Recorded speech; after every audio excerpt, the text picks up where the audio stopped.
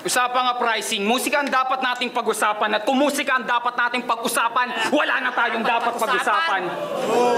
Ginamitan mo ako ng lengguwahe nyo dito. Hindi ko naiintindihan.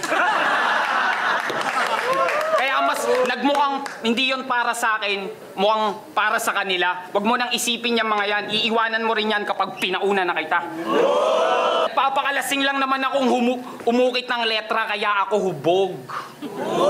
Kung humubog ng apoy sa iba't ibang hugis kasunog, wala kang lakas, wala kang kayang wasakin, isa ka lang kulog, isang ingay. Ako'y mababa na kidlat na hahati sa puno ng iyong buhay.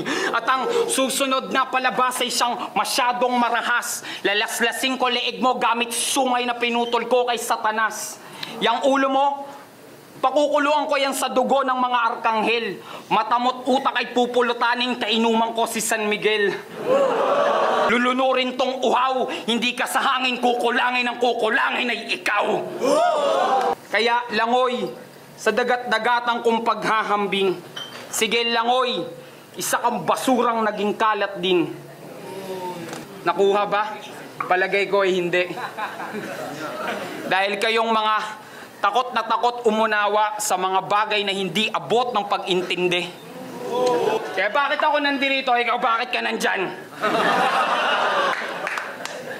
Papasok ka pa lang, wala na akong dapat labasan. Sa sobrang bango ng magiging kamatayan mo, ipapasindi kita sa mga yan. Pero pagkatapos ko tong himayin at tanggalan ng buto, ibabalot ko sa papel ng aking kaalaman. Para pagsindi nyo, sabog kayo. At maligayang pagbabalik para sa madilim mong katapusan.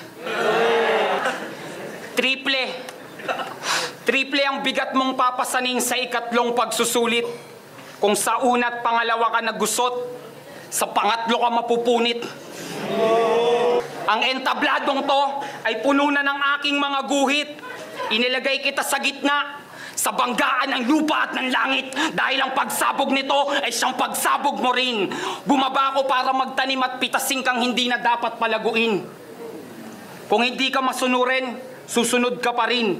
Hindi ka susunod, isusunod ka pa rin. Kakalad ka. Ito ay blankong papel sa tala-arawan mong ito ang huling kabanata. Walang sulat, pagkat sa talahulugan mo'y walang tumatak na talata. Ganyan magpahayag. Hindi!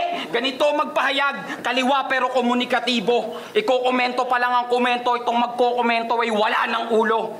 Kaya kung inalam mo kung gaano kalakas, kahinaan yun.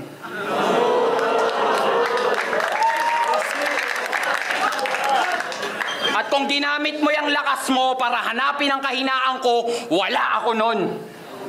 Diba? Wala kang nakita habang nakikita kitang naghahanap.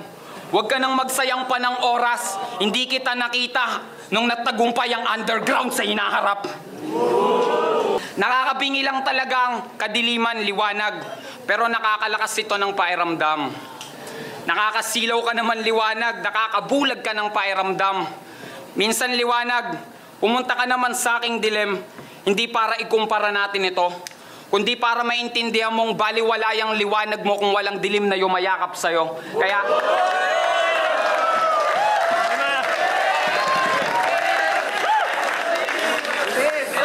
Kaya yan ang yakap ng kamatayan.